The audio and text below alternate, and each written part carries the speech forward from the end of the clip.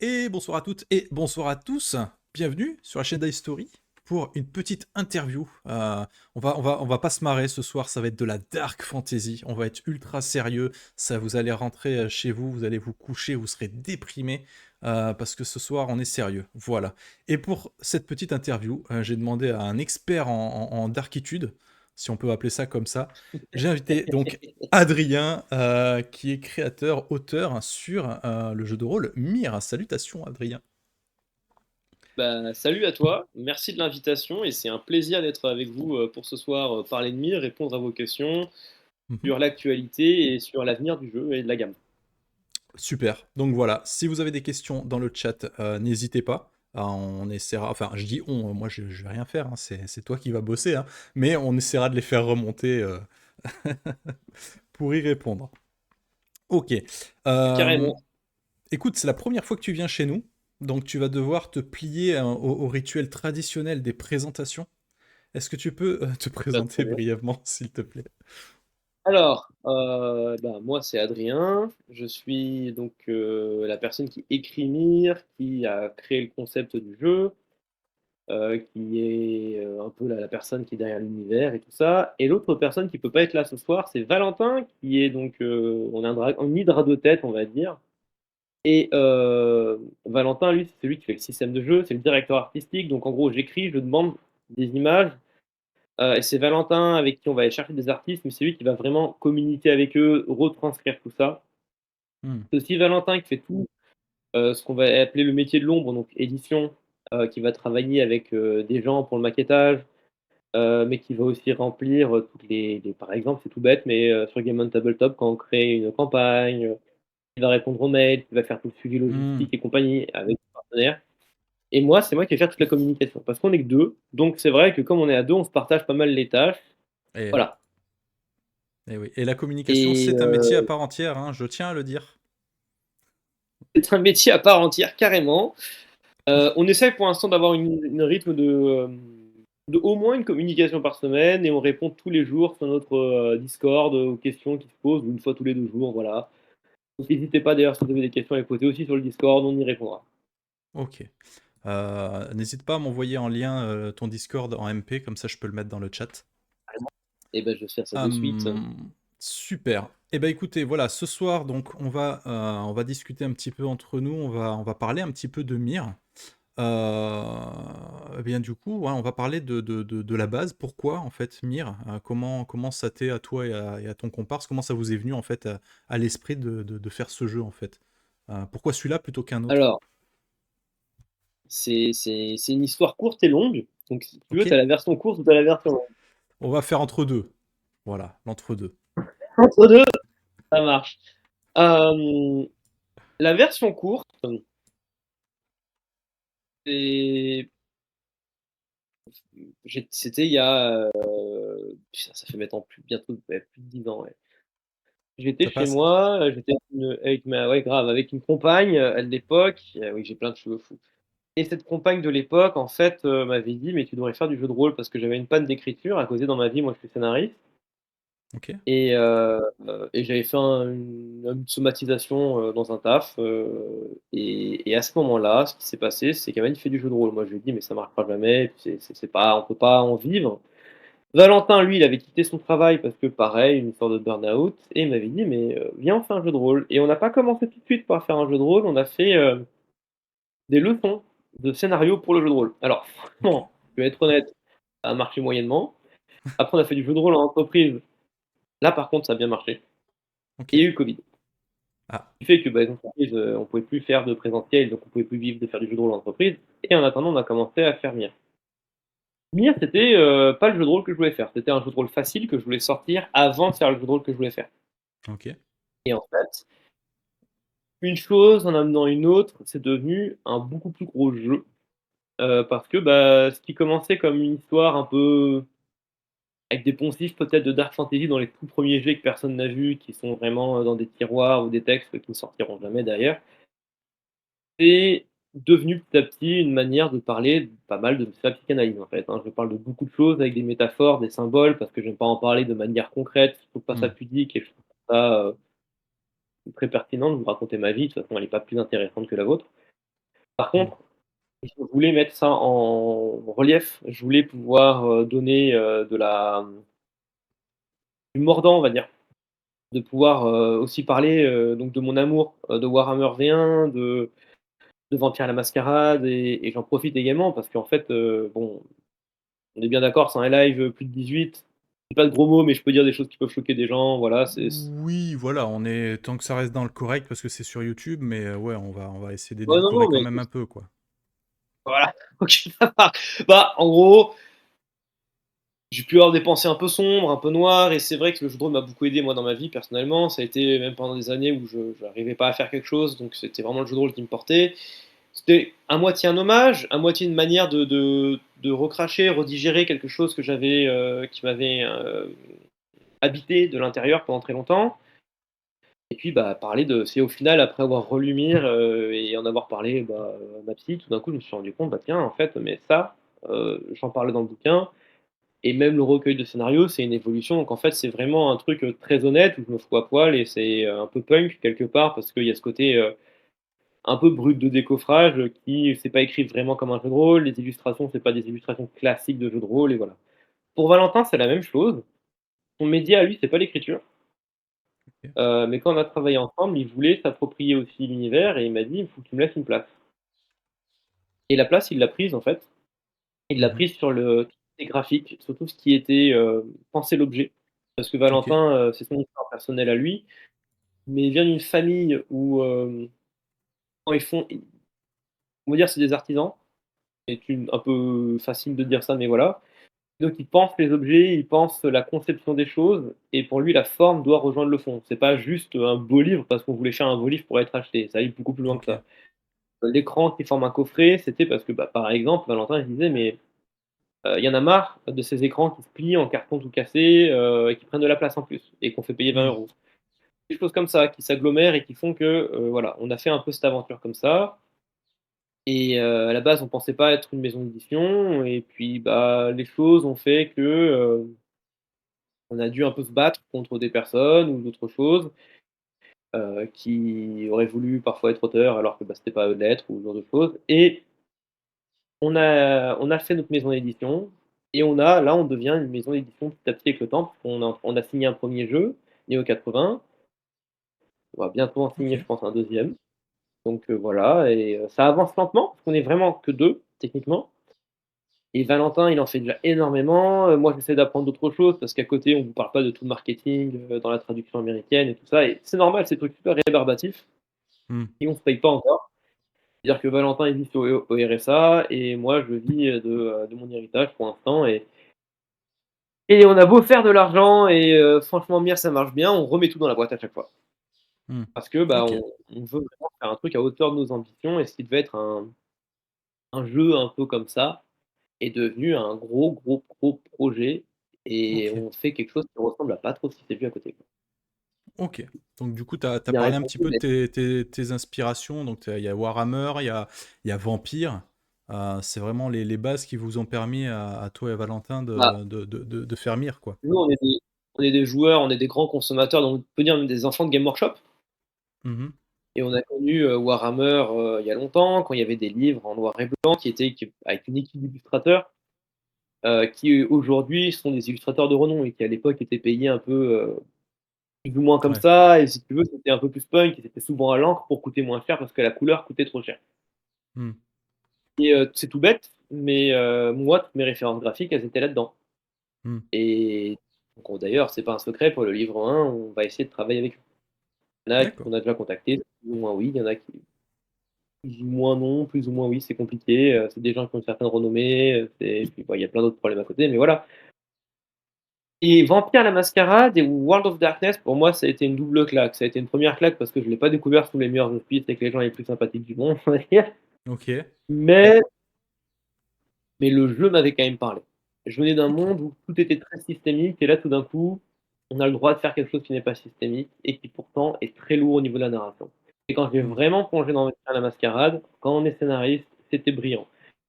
C'est brillant parce que déjà, c'est extrêmement bien écrit. C'est malheureusement des bouquins dont les traductions sont plus ou moins bien faites. Je trouve que Arcane fait un gros boulot aujourd'hui en ce moment avec les traductions, elles sont vraiment top, Mmh. mais qu'en anglais, ça a quand même une autre saveur. Et il y a vraiment des expressions, des façons d'écrire, des façons de penser, des combats, des causes, on est d'accord, on n'est pas d'accord, des façons de présenter les clans avec des comics, d'acheter Mmh. des Ouais, t-shirts ouais. qui représentent le clan, de penser les images différemment, de faire arriver le monde de la mode, parce que c'est un jeu aussi qui sent un peu le soufre. Où à la base, ça parle de Dieu, du rapport au libéralisme, du rapport de la politique, du rapport, à la chrétienté dans le monde moderne, du rapport du sexe, bien sûr, que tu joues des vampires, donc c'est une créature éminemment sexuelle, comme pour Loup-garou. Et en fait, tout ça, c'était finalement ils ont fait un documentaire que je vous encourage à voir, mais qui n'est absolument pas objectif puisque c'est la boîte elle-même qui l'a faite. Bon, Ah oui. à l'américaine, hein, voilà.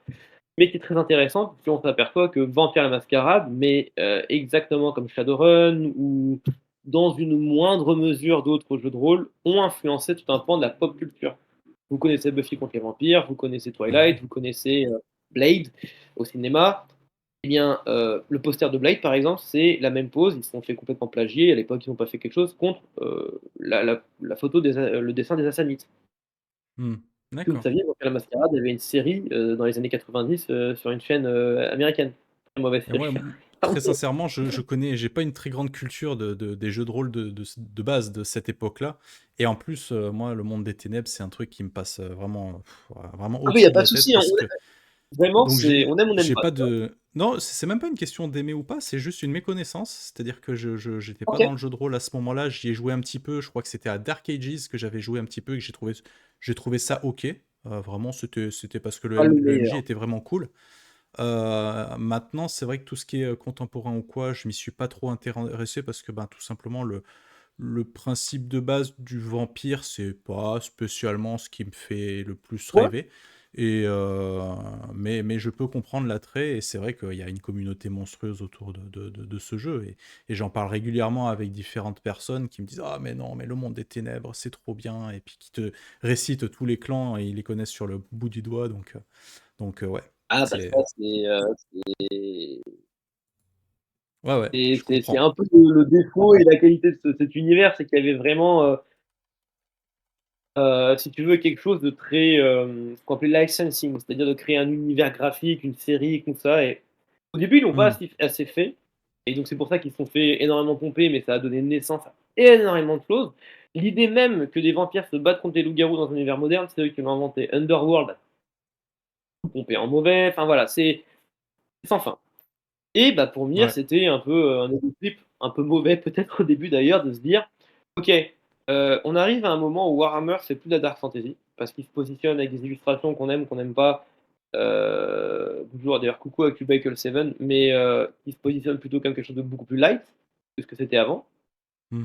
On est dans quelque chose où Vampire la Mascarade, c'est toujours un super jeu, j'adore la V5. J'utilise le système de la V5, mais je trouve que l'univers, il est aussi bien, mais moi je l'aime moins qu'avant, c'est une question de goût.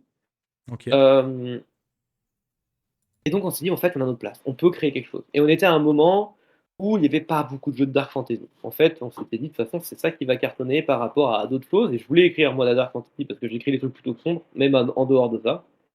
Et voilà, c'est, Ok. parti là-dessus, c'est vraiment là-dessus. Ok. Je rebondis sur un truc qu'on a dit un petit peu tout à l'heure.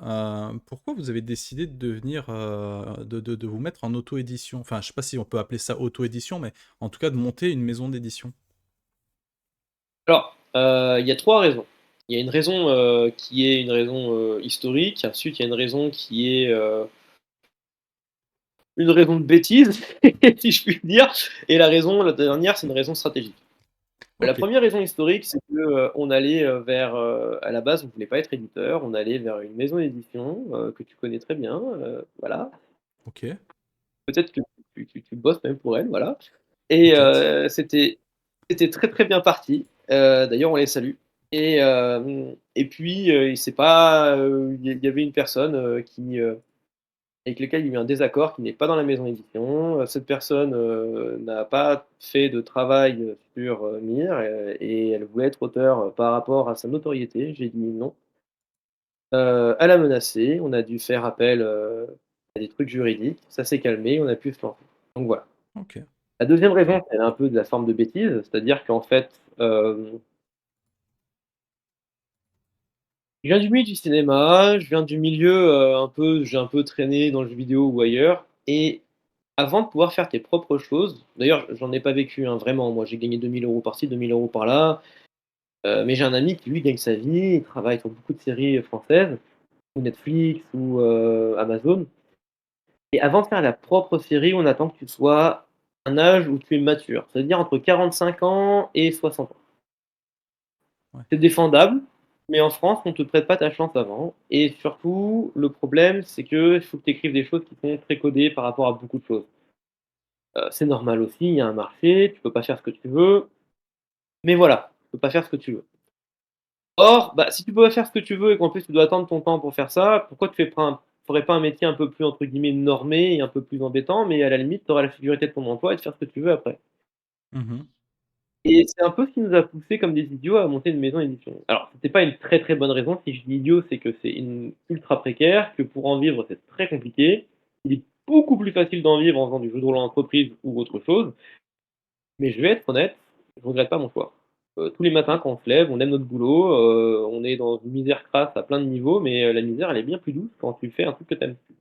Et C'est ça vrai. a pas de prix.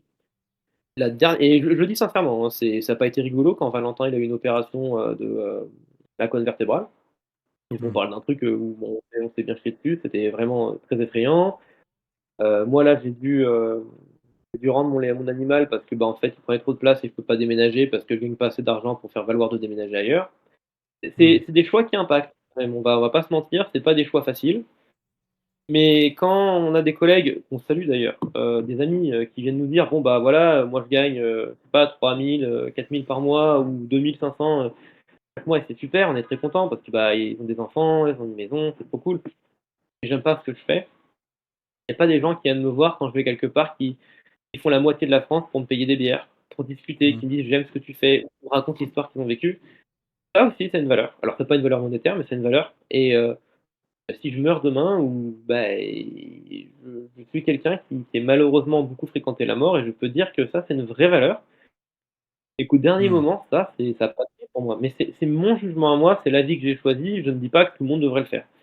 Oui, après chacun Hem, chacun se fait son petit bonhomme de chemin avec ses valeurs, ses ressentis, ses choix de vie, et puis tout le monde n'a pas non plus le même parcours, donc c'est un peu compliqué, quoi. Tout à Mais bien fait. sûr. Et la dernière raison, c'est une raison stratégique, c'est-à-dire que, on fait des livres qui coûtent très cher à faire. Mmh. On fait des livres qui sont assez peu rentables. Donc moi, je suis très transparent. En général, un jeu de rôle, on fait x4 à peu près, en termes de rentabilité. Donc c'est pas grave, hein, c'est pas un gros mot, hein, on fait du bénéfice, il faut bien payer les gens, il faut payer les charges, il y a des salariés, c'est normal qu'on fasse du bénéfice sur du jeu de rôle. Nous, on fait plutôt du x3, voire moins, Mmh. Mmh. parce que notre livre, il coûte ultra cher. C'est un Ouais. détail, mais par exemple, le carton sur l'écran que vous pouvez voir là, il est 2 fois plus épais que ce que dans le jeu de rôle ça se fait d'habitude. Le carton, c'est ce qu'il y a de Mmh. plus cher. La dorure à chaud, c'est le truc de base pour nous avec, un signet. Normalement, c'est, des étapes supplémentaires que tu fais payer aux gens. Pour nous, c'est Mmh. inenvisageable. Bah, ça coûte rien déjà, faut le savoir et que, bah, ensuite, c'est quelque chose où je considère qu'on doit faire, un effort en tant que rôliste pour se dire: «Non mais vous devez être plus exigeant en tant que client, donc c'est à nous d'amener cette réflexion d'exigence». On veut se OK. positionner comme un jeu de rôle qui fait de l'art, qui fait du luxe, avec des propos qui sont pas toujours les mêmes. On a le droit de pas aimer notre jeu, on accepte avec volontiers la critique sur le système, on nous a fait plein de retours critiques, Valentin l'améliore, le remet à jour. On part du principe qu'un jeu de rôle ne s'achète pas pour le système. Donc le Mmh. système, à chaque fois, ce qu'on fait, c'est qu'on remet les PDF gratuitement à jour pour tous nos jeux de rôle. Donc l'idée, c'est que le système est remis à jour parce qu'il est amené à évoluer et que le papier, bah, on peut pas, mais internet, on peut, c'est ça l'intérêt du digital. Mmh. Mais par contre, le livre, lui, s'il bougera pas, ça restera toujours un bel objet. Donc, il nous coûte plus cher à faire. Pour être tout à fait transparent, le coffret d'initiation, donc c'est pas un livre de base. Ça, il m'a coûté de ma poche 30 000 €. Un coffret OK. d'initiation, normalement, quand on est un éditeur, il y a deux solutions. Je vais être aussi là aussi très transparent. Soit vous êtes une très très grosse licence Star Wars, Jurassic Park, je sais pas. Vous faites des trucs à perte, mais c'est pas grave parce que vous avez des fonds et derrière vous convertissez et vous avez des gens qui vont acheter pour 150 €. Soit vous êtes un petit éditeur et vous faites pas un coffret d'initiation comme ça. C'est absolument débile, vous le faire en couverture toute. C'était mon Mmh. choix d'investir 30 € là-dedans Oui, et je oui. regrette pas si c'était à refaire en vrai. Parce Et que c'est ce c'est soit 30 000 toi sur, tu as fait un tirage de combien à peu près? On a fait un tirage de à peu près 1000 et après on en a retiré, 800. OK, On en est à peu près aujourd'hui, je vais pas dire de bêtises, à peu près entre 1500 et 1700 exemplaires écoulés en France. Dans l'espace d'accord. francophone, excuse-moi, pas qu'en France. Oui, Parce qu'il oui, y a eu à Nouméa, il y a eu au Québec, il y a eu en Suisse, en Belge, qu'on salue bien bas d'ailleurs, nos amis belges. Voilà, super. OK. donc il y a pas d'éditeur qui accepterait de faire ça. Il y a pas d'éditeur qui accepterait de payer des illustrations, pas dire les prix parce que là par contre c'est les artistes, mais on paye des illustrations le prix du marché, mais nous ce qu'on paye c'est généralement les illustrations chères des autres éditeurs. Mmh. Donc ça c'est pareil, quand on fait de la musique, on a fait un album de musique là qui est sorti, mais on fait également de la musique et d'autres groupes de musique. Ça coûte extrêmement cher parce qu'on paye le groupe, on paye l'enregistrement. C'est débile, personne Ouais. fait ça. Et ça se fait pas. Il y a Agathe qui avait déjà fait ça et c'était incroyable, ça m'avait extrêmement inspiré. Ça, je l'avais dit à Nel, je trouve que c'est quelque chose de fantastique ce qu'ils ont fait parce que bah, c'était les seuls à vouloir sortir du pas Mmh. de côté comme ça, avec un orchestre symphonique. Heu, Encore une fois, bravo. Quand on voit aussi le travail que c'est C'est pas vrai. rien, vraiment. Mmh. On parle d'argent, mais il n'y a pas que de l'argent, il y a le travail, il faut suivre. Parce que c'est pas vous lancez le truc et les gens vont faire le travail. Les gens, ils savent pas ce que vous voulez, donc il faut suivre derrière. C'est pas juste on paye les gens. Il faut suivre, il faut expliquer ce qu'on veut, il faut accepter que les gens ils sont pas tout le temps disponibles, qu'ils font ça souvent en plus de leur d'un travail qu'ils ont déjà. Dans les concept art, en ce moment, c'est ce que j'avais dit dans un live de Maxime, mais je me permets de le redire ici, ils prennent un peu de retard, et parce que la personne a fait un peu un burn-out. Et je pense que c'est important aussi de respecter ça et de dire bon bah ok, prends le temps qu'il faut. Ouais. Je suis Et, assez d'accord. et c'est tout ce genre de détails, mais à la fin, en gros, on met tout sur la qualité. Et Mmh. nos super fans, j'aime pas dire le mot client, mais on va dire les gens qui nous soutiennent à chaque fois, c'est des gens qui exigent un truc. On a fait un peu une enquête d'ailleurs, pour être tout à fait clair. Ils Mmh. demandent un seul truc, c'est de la qualité. Ils exigent de la qualité, de l'émotion, de l'immersion. Ils s'en fichent du reste. Et on ne doit OK. pas les décevoir là-dessus. Tous nos jeux, on met le paquet là-dessus, que ce soit sur les artistes, la direction, le maquettage, mettre l'univers. Euh, les autres livres, on ne sait pas si vous forcément ressemblez à des livres. Neo 80, qui est un jeu cyberpunk, bah, on essaye de négocier des musiques avec des artistes qui sont plus ou moins très connus, français, qui font plus ou moins des musiques qui pourraient s'apparenter à la cyberpunk. Là, OK. c'est en fait, on essaye aussi de faire sortir le jeu de rôle de son coin un peu pépère, où Mmh. on se dit ah c'est magnifique. Non, c'est une illustration digitale dégueulasse qui a été fait en 2:2 et c'est pas beau. On te dit que c'est beau et Mmh. tu penses que c'est beau parce que tu as mangé que ça, mais en fait, si tu sors de McDo et que tout d'un coup tu manges un vrai steak, ça sera pas pareil, ou un vrai légume, Mmh. pas pareil. Ah, C'est c'est ça. pour ça. Et l'idée, c'est que oui, notre livre, on le fait pas payer techniquement assez cher, mais je pense que c'est bien aussi de laisser le luxe accessible. C'est-à-dire Mmh. qu'on s'est dit plus de 55 € c'était abusé pour un livre où tu peux pas créer de personnage, où tout n'est pas fait.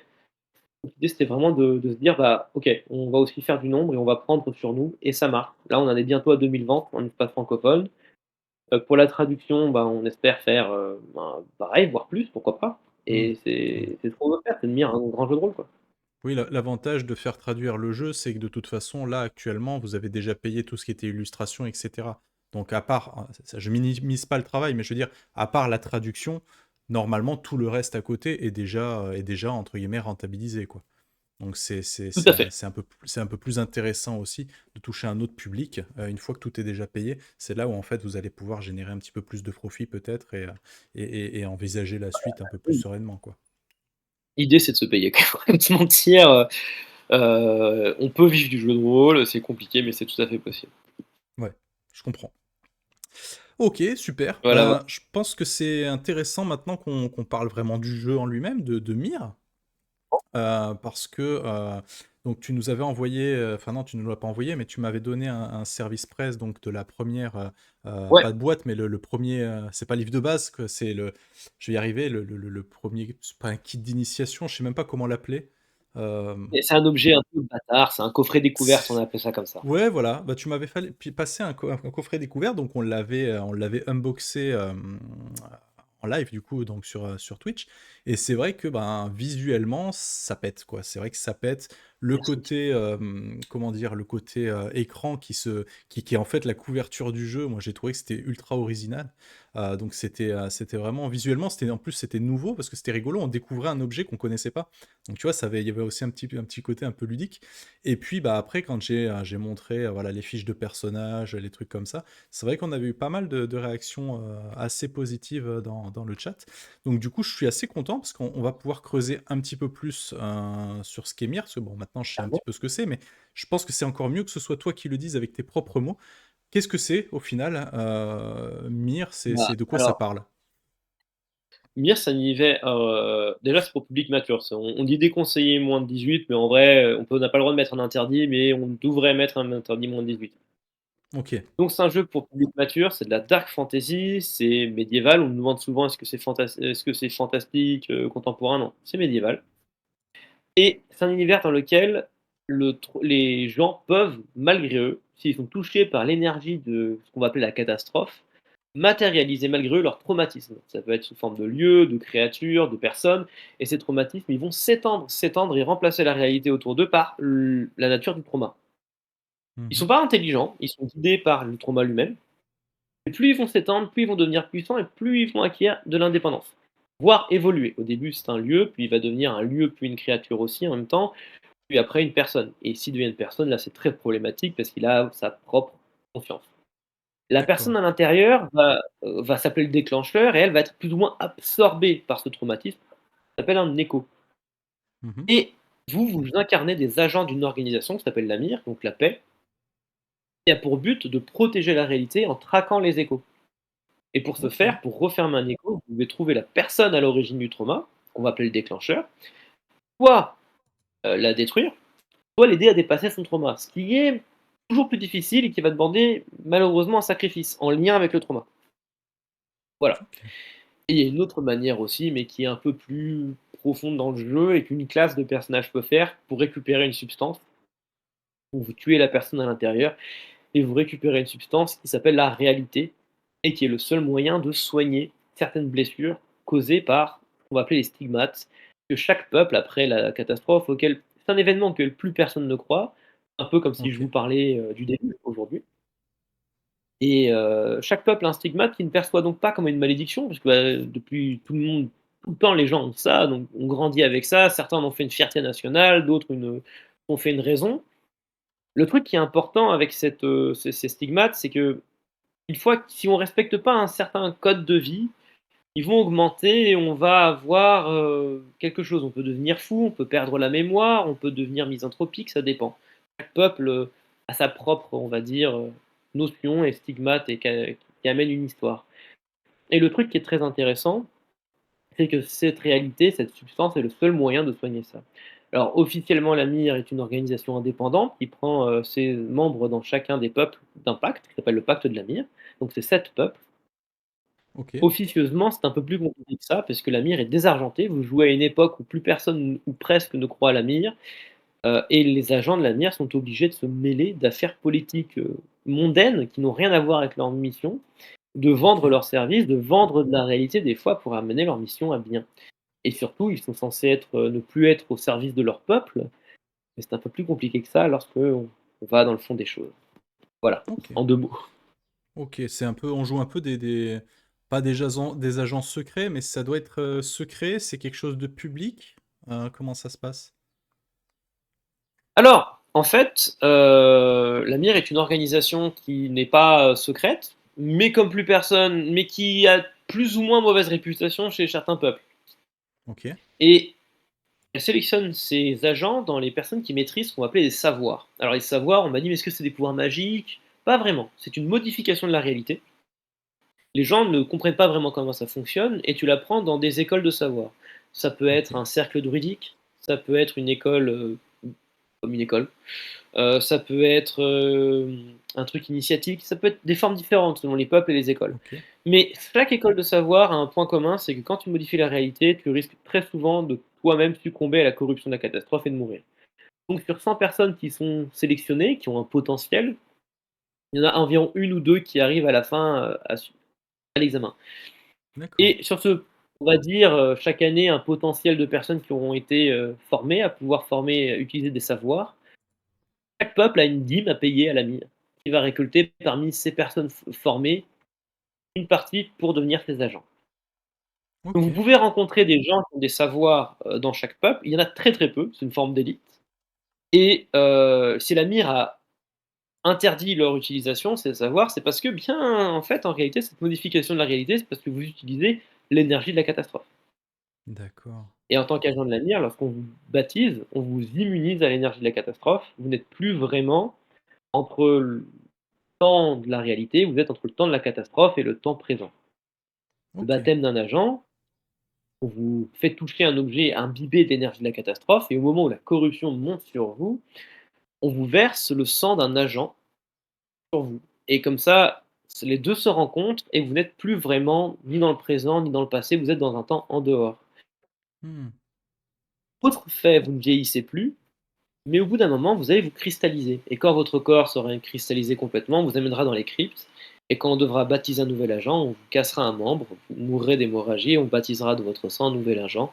Et le cycle sera bien terminé. Tout simplement. Ça donne envie. Voilà. C'est un jeu qui est un peu sombre, mais qui n'est pas sans espoir. On m'a aussi demandé est-ce que c'est un jeu post-apéo où on peut pas s'en Hmm. sortir ou non, pas du tout. Vous jouez des personnages très puissants dès le départ. C'est un jeu aussi où il y a beaucoup de négociations, beaucoup d'intrigues, beaucoup d'enquêtes, beaucoup de choix. On fait des scénarios à choix multiples avec beaucoup d'embranchements Ok. pour de la rejouabilité, mais aussi parce qu'il y a beaucoup de dilemmes. Il n'y a pas de choix facile. C'est-à-dire, ce n'est pas du Hmm. genre ah, mais si tu avais fait ça, tout pourrait mieux se terminer pour toi. Non, c'est pas ça. C'est est-ce que tu veux aider le tyran, mais tu sais que tu pourrais résoudre ton action de la mire plus facilement? Ou est-ce que tu préfères aider les rebelles, qui sont moralement plus intéressants, mais ça va pas du tout aider ta cause? Hmm. Et Ouais, c'est pas ouais. simple, parce que les 2 se valent. Non. Et tu peux quand même y arriver avec les rebelles, mais ce sera plus compliqué, différemment. Et si c'est plus compliqué, peut-être qu'un joueur a plus de chances de mourir. Hmm. Je vois le truc. Hmm. Ok. Tout Ok. notre système est fait pour que chaque choix, chaque lancer de dés, ou presque, il est peut-être pas encore arrivé, mais on tend vers ça, raconte une histoire. Voilà, c'est vraiment ça, Ok. quoi, notre objectif. Et c'est pas, on est d'accord que c'est pas un jeu défaitiste dans le sens où, alors il y aura peut-être pas forcément de happy end, mais il y a quand même, enfin quand tu luttes justement contre ces traumas, etc., t'as quand même une chance qu'au bout du compte ça fasse la différence. En fait, c'est pas une lutte qui est vaine. Ou Tout à c'est fait. spoiler. Vous Ok. pouvez très bien refermer des échos, vous pouvez très bien il y a pas que des échos qui sont des ennemis, il y a des gens qui ne veulent pas arrêter de vénérer la catastrophe ou d'utiliser les technologies du passé. Il y a des gens qui tout simplement, parce que vous êtes une organisation un peu dictatoriale, donc qui veulent obtenir la vérité, se venger de crimes passés, ne pas respecter les lois parce que ça bafoue leurs traditions, ou des gens qui s'appellent les exilés de la mire, qui sont des gens qui, n'ont jamais renoncé au savoir de la catastrophe et ont des sociétés un peu monstrueuses. On vous dit qu'elles sont monstrueuses parce que vous êtes des agents de la mire, vous ne le savez pas vraiment. Hmm, ouais, Et oui. puis il y a aussi le pacte du silence qui est un pacte de nations qui a choisi de gérer le problème de la catastrophe complètement différemment. Et donc la mire dit non, ce sont des hérétiques, il faut les tuer. Donc en fait, c'est un jeu qui est sombre parce qu'il n'y a pas de bien ou de mal. C'est ça qui est très D'accord. sombre. C'est pas désespéré au point où vous ne allez jamais allez vous en sortir. C'est très graphique, la violence est très graphique, c'est très psychologiquement violent surtout. Et on Ok. se met aucun tabou, c'est-à-dire qu'on peut aborder tous les thèmes. On met tous les warnings et surtout, c'est pas parce que c'est écrit dans le scénario que vous êtes obligé de le lire ou de le dire comme Ouais. ça. Je parle beaucoup, de thèmes. Par exemple, il y a un des scénarios au moment où il y a on parle de pédophilie, pour être très clair. Je dis: «Si demandez bien aux gens avant, casser la surprise, ce n'est pas grave. Vaut mieux casser la surprise, parce que si les gens ils sont à l'aise et que vous les avez préparés, Hmm. ben, ils vont jouer un super rôle et c'est ça la meilleure récompense que vous pourrez avoir. Si jamais au contraire, ils sont trop mal à l'aise, vous avez évité un moment de tension inutile et qui n'aurait, profité à personne, tout simplement. Oui, oui, de toute Après c'est façon, sûr voilà, que ce n'est pas les une outils de sécurité émotionnelle, c'est toujours intéressant à mettre en place dans tous les cas. Et c'est pas parce que c'est écrit dans un bouquin que vous êtes tenu de suivre ça sur des rails. Le but, avant tout, tout à c'est que tout fait, le monde puisse passer un bon moment et que chacun y trouve son compte, hein. Parce que même sans aller sur des thématiques aussi extrêmes, je me rappelle plus exactement qui c'est, mais j'ai une joueuse qui est absolument phobique de tout ce qui est pas insectes, mais guêpes ou abeilles, je me rappelle plus trop.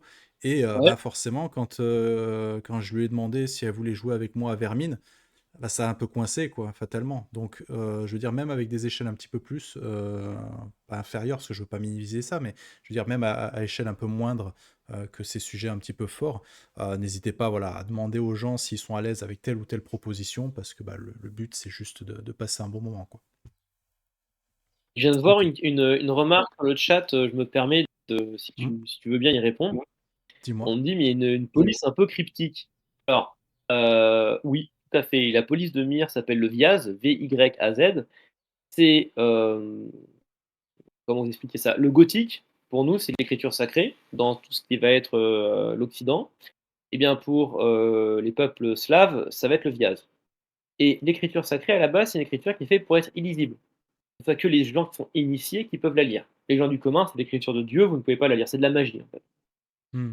Pour tous ceux qui font un peu d'ésotérisme, qui connaissent un peu l'initiation, c'est donc des principes qui nous sont très chers à nous. C'est-à-dire qu'il y a aussi tout ce rapport au black metal où il y a un peu un côté élitiste, un petit peu ce côté difficile d'accès, où on récompense les gens qui font l'effort. Alors, c'est du viage, mais c'est écrit en français. Si vous regardez bien, c'est lisible. Et on a pris en compte les remarques des gens qui sont dyslexiques, parce que bah, là, ça n'a rien à voir, hein, c'est pas de chance, Hmm. qui nous ont demandé, et c'est tout à fait logique de leur part, bah oui, mais quand c'est écrit rouge sur noir, c'est un peu compliqué, ou daltonien, Hmm. donc daltonien, pas dyslexique, excusez-moi. Et c'est complètement compréhensible, donc on fera des versions plus faciles à la lecture aussi, je pense, Hmm. dans le futur. Le Du coup, PDF, un PDF plus facile. le titre il est écrit comme ça, donc du coup, c'est pour ça, parce que moi, c'est vrai que Mir, quand je le vois écrit Ah, comme Loronae l'a mis, alors, alors, il y a des gens qui disent aimez-vous jouer à Menepeu MNP On est unis. En fait, non, c'est Mir, c'est donc un N inversé en cyrillique, en russe, en ukrainien, ça veut dire le monde et la paix. Mais d'abord la paix et après le monde. C'était Hmm. super important parce que vous jouez une organisation dont la valeur la plus importante est de maintenir la paix entre les membres. Et si vous voulez, c'est un jeu qui parle donc de refoulement et de sacré, et techniquement, vous jouez les agents du refoulement. Mais en même temps, vous êtes censé être positif. Donc c'est toute une ambiguïté où j'invite à réfléchir sur ces Hmm. notions. Ok, très bien. Voilà, tout simplement. Ok, super. Bah écoute, je pense que là, à ce niveau-là, on a fait un petit peu le tour. Je pense que tu l'as dit tout à l'heure, il y a un truc qui est assez rigolo, c'est que de toute façon, le jeu parfait n'existe pas, le système parfait n'existe pas. C'est une quête qui n'aura jamais de fin. Sachez-le dans le chat, même si vous pensez le contraire, le système parfait n'existe pas. C'est une quête que vous aurez toute votre vie si vous restez rôliste tout le temps. On peut s'en approcher, mais on l'aura jamais. Donc effectivement, c'est vrai que le système, c'est généralement ce qu'on hack en priorité sur les jeux, et rarement en fait l'univers. Donc nous, on s'est un petit peu intéressé à l'univers, donc ça c'est une bonne chose, mais on va quand même s'intéresser au système. Du coup, est-ce que tu peux nous parler un petit peu comment on joue à Mir en Alors, fait? ouais. Alors, c'est dommage que Valentin soit pas là parce que c'est lui qui a fait le système de jeu. Euh, alors, le système a été pensé à la base comme un système narratif dont on s'est inspiré beaucoup de World of Darkness, on s'est inspiré aussi d'autres jeux de L5R qui n'est pas un jeu de rôle euh, narratif. Voilà, je le montre là parce que j'ai toute la bécane de L5R. On s'est inspiré de Game of Thrones aussi, qui a des très très très bonnes idées.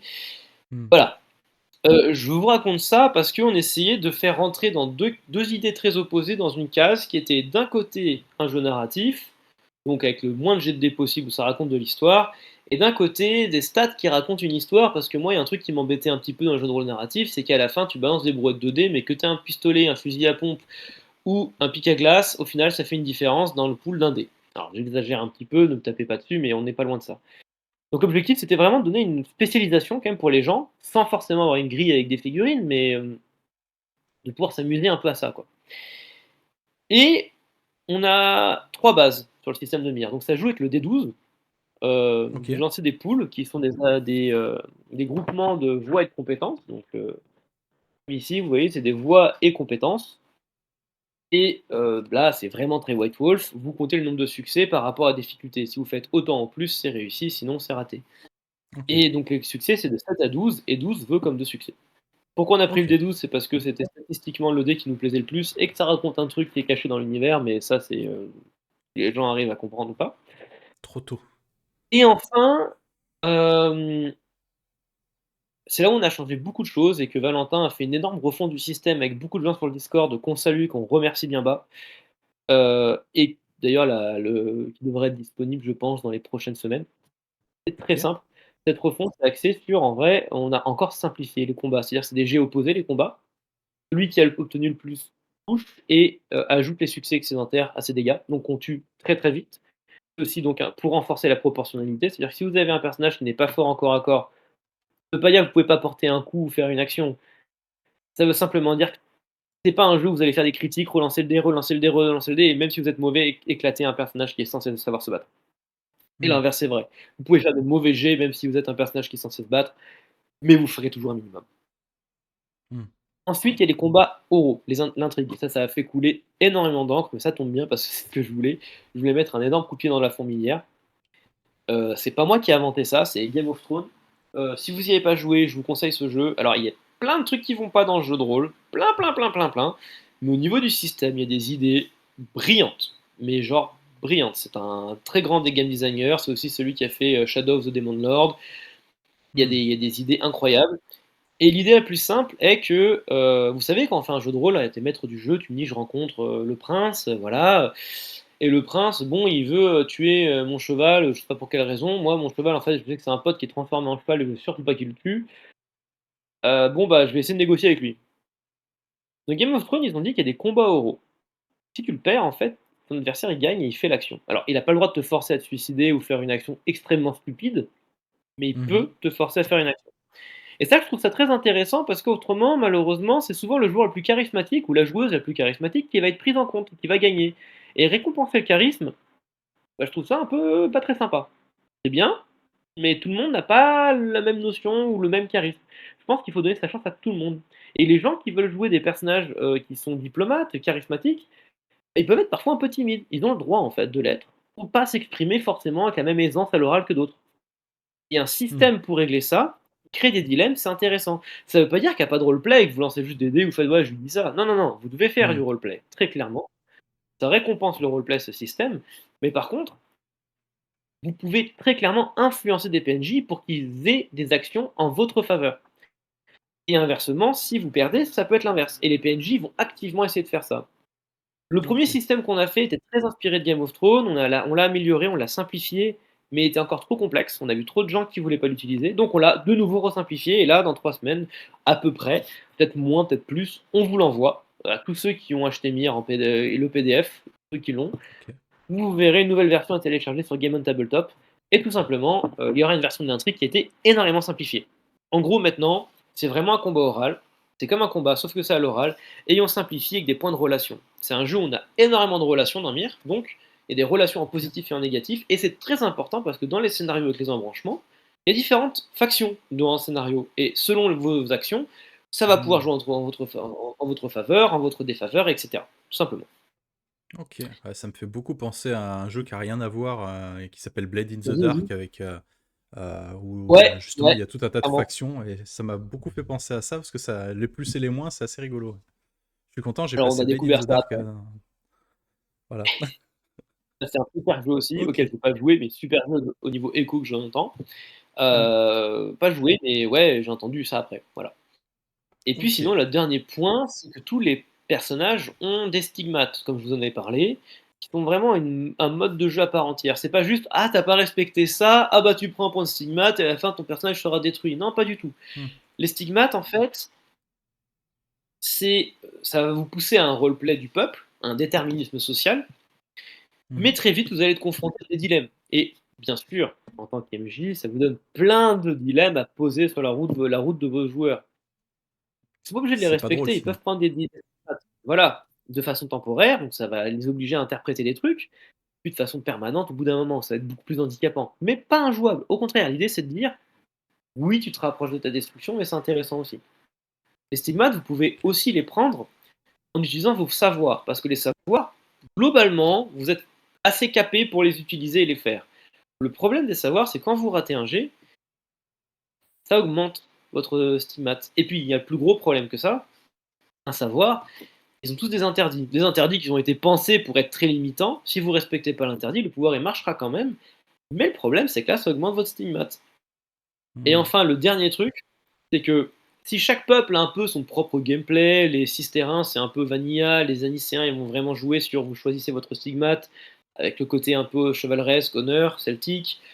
Les Vénéatories ça va être un peu plus monolithique, mais ça va être on est beaucoup plus fragile, il faut pas qu'on se prenne des coups parce qu'autrement on peut prendre le stigmate. Il y a les nains et les elfes. Et là aussi, coup de pied dans la Ok. fourmilière, j'en avais marre de voir les nains qui sont des petits humains et les elfes des humains un peu minces et intelligents. C'est chiant. En fait, ça n'a pas été pensé comme ça à la base dans la mythologie. Tolkien ne les avait pas pensés comme ça, donc je suis reparti là-bas, c'est des espèces. C'est pas donc des gens avec qui on peut se reproduire ou c'est pas des mammifères, voilà, tout simplement.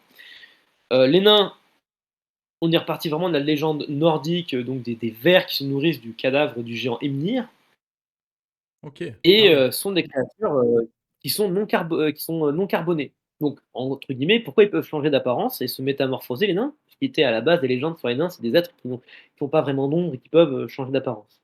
Eh ben, parce que c'est des créatures en silicone. Alors, j'en profite, toute petite parenthèse, une des spécificités de Mir, c'est qu'on travaille avec pas mal de scientifiques. Ce n'est pas un jeu scientifique, Mir, ne me faites pas dire ça, mais on essaye d'avoir une cohérence.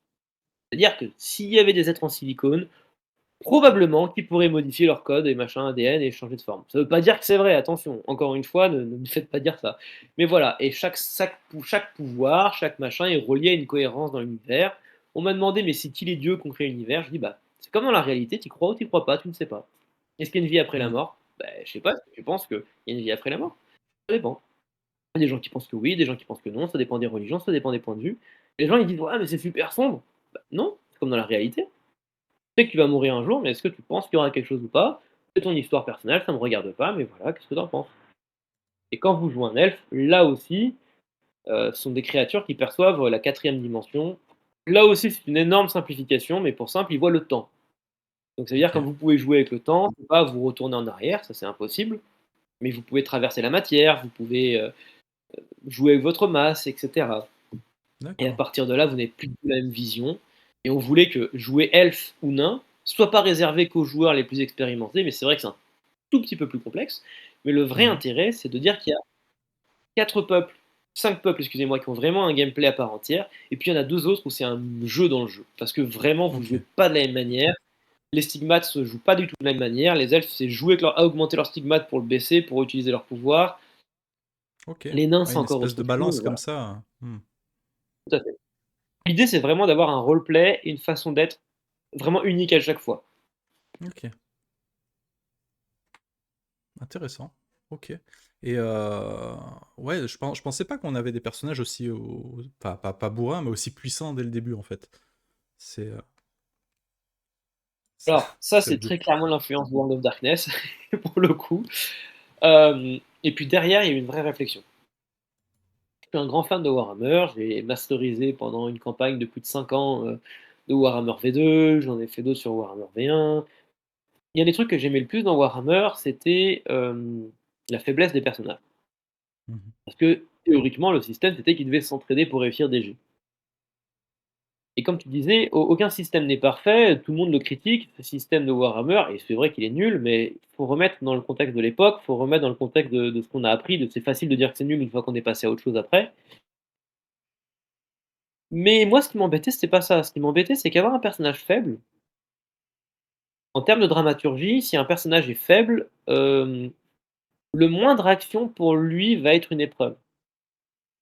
Or, c'est beaucoup moins sombre de dire que c'est l'extérieur qui est un danger plutôt que toi-même. En dramaturgie, un scénario, une histoire, globalement, c'est est-ce qu'un quelqu'un est capable de changer ou pas, de s'améliorer ou ne pas s'améliorer. Si la personne est capable de s'améliorer ou de changer, c'est une fin positive. À l'inverse, une fin Mhm. négative. Et quand c'est ambigu, on appelle ça une fin ironique, c'est une charge positive et négative à la fois. Sans rentrer dans les cours de dramaturgie, si un personnage est puissant dès le départ, on est plutôt dans un drame, parce que le personnage va être plutôt confronté à lui-même. Et dans Mir, ce Ok. qui crée tout le côté sombre, c'est que c'est vous qui prenez les décisions. C'est vous qui allez cautionner le massacre d'innocents, ou c'est vous qui allez vous dire, au contraire, on va tuer le dictateur, mais créer un chaos sans nous en ville. Vous n'êtes pas dans la position D'accord. de la victime, du pro chevalier ou de l'aventure faible qui dit mais je pouvais rien y faire. Non, vous pouvez clairement y faire quelque chose. Alors, cependant, il y a beaucoup plus gros poissons que vous, les échos sont très forts. Euh, vous êtes quelque part au-dessus des lois, comme vous faites partie de l'AMIR, mais vous n'avez pas le droit de tuer des gens comme ça, sous prétexte que vous êtes au-dessus des lois, ou de dormir chez l'habitant, ou faire ce que vous voulez. Hmm. En réalité, vous devez respecter les lois du pacte de l'AMIR, et moins vous le faites, plus vous faites le dirty cop, entre guillemets, plus il va vous arriver des bricoles. Hmm. Et à la fin, on peut même vous tuer, vous attaquer, vous interdire d'être présent. Donc, Ok. un jeu où, en fait, oui, vous êtes puissant, mais l'idée, c'est de vous pousser à la responsabilité, en fait. Ok. Tout simplement. Super. Super, super. Ok. Bah, ouais, moi j'aime bien, c'est original, ça change un petit peu. Après, c'est vrai que bon, Warhammer, la V2, c'était la meilleure, je pense qu'on est d'accord. Vraiment. J'y ai beaucoup, j'y ai beaucoup joué aussi. Mais c'est vrai que enfin, moi, j'y ai joué, c'est mon premier jeu de rôle en fait, et j'y ai pas joué longtemps. Mais même aujourd'hui, tu vois, tu me dis le système machin, comme c'est mon premier, je vois même pas les défauts en fait qu'il a. Moi, je le trouvais cool ce jeu, et je me suis vraiment régalé. Mais après, j'imagine qu'il y avait, avec du recul, je vois un petit peu les différents problèmes. Mais bon, pour moi, je m'amusais tellement qu'en fait, le système, tu vois, ça passait un petit peu au-dessus de la tête. Euh, ok.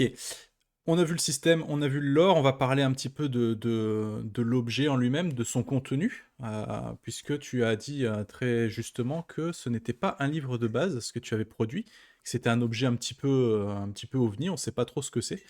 Du coup, bah, explique-nous, en fait, à quoi on a affaire, Alors, est-ce bah, qu'il y a de écoute, la je pense création de que perso? Voilà.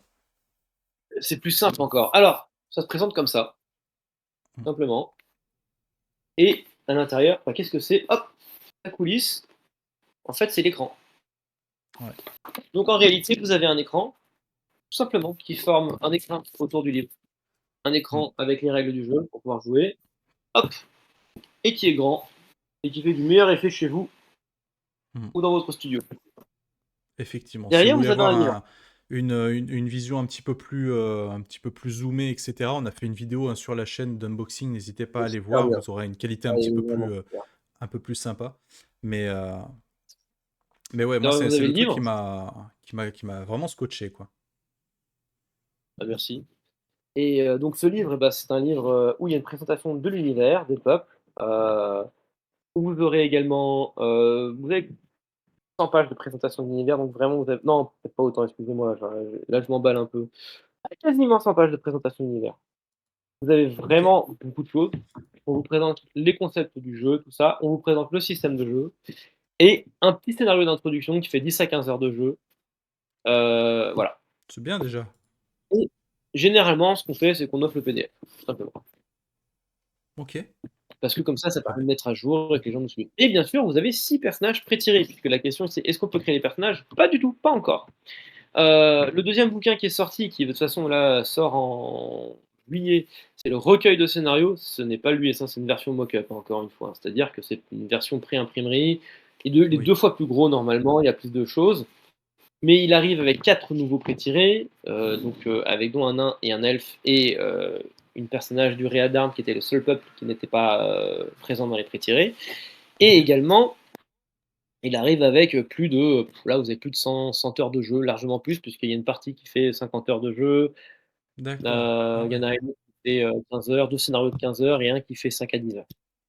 Et d'accord. Ouais, ils ont effectivement. toutes leurs spécificités, vraiment. Donc bah, je vais vous montrer un des trucs.